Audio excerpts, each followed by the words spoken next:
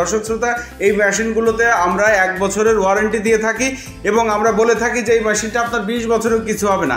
আসলে এই কথাটা বলার পিছনেও একটা কারণ আছে।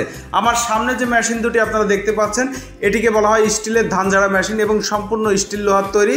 এখানে বিন্দু মাত্র কাঠের ব্যবহার করা নেই। আর দর্শক শ্রোতা, যেখানে কাঠ ব্যবহারই করা নেই সেখানে তো আপনার ঘুনে ধরা, উই পোকা ধরা বা কাঠ পচে পানিতে পচে নষ্ট হয়ে যাওয়া এরকম কোনো টেনশনই আপনার নেই। এবং এখানে যে লোহাগুলো ব্যবহার করা হয়েছে সবই কিন্তু অরিজিনাল লোহা এবং স্টিলের লোহা, স্টিল লোহা যেটা আমরা বলে থাকি, একদম অ্যাঙ্গেল, কিছু জায়গায় আপনার গাড়ির শিট ব্যবহার করা হয়েছে। তো এই ধরনের শিট এবং অ্যাঙ্গেলের মিশ্রণে কিন্তু এই মেশিনটা আমরা প্রস্তুত করেছি। এবং এখানে সবথেকে বড় বিষয় সেটা হচ্ছে এই মেশিনের যে কাঁটাগুলো এবং এই মেশিনের যে আপনার শ্যাফটগুলো, এগুলো অনেক হেভি কোয়ালিটির। কাঁটাগুলো কিন্তু আমরা এখানে দেখেন, এই যে অ্যাঙ্গেলগুলো মারা আছে, এই অ্যাঙ্গেলগুলোতে আমরা ওয়েল্ডিং করে দিয়েছি এবং এই ওয়েল্ডিংটা সহজে কিন্তু ছুটবে না। এটা তো আপনারা জাস্ট ধান মাড়াই করবেন, এই ওয়েল্ডিং কিন্তু সহজে ছুটবে না। এই কাঁটাগুলো দীর্ঘদিন এখানে স্থায়িত্ব হবে।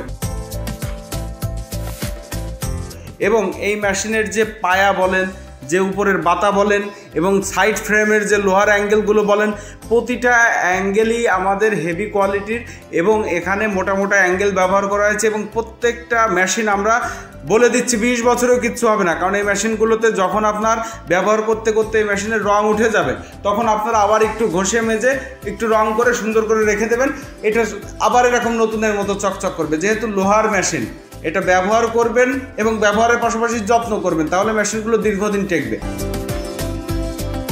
এবং মেশিনের যে বিয়ারিংগুলো আছে, এই বিয়ারিং কিন্তু আমরা নতুন বিয়ারিং দিচ্ছি।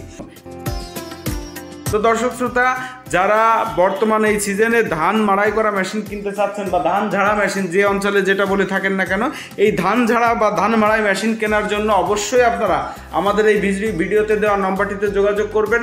আমাদের কাছ থেকে আপনারা এই ধরনের ধান ঝাড়া মেশিন নিতে পারবেন, স্টিল বডির তৈরি।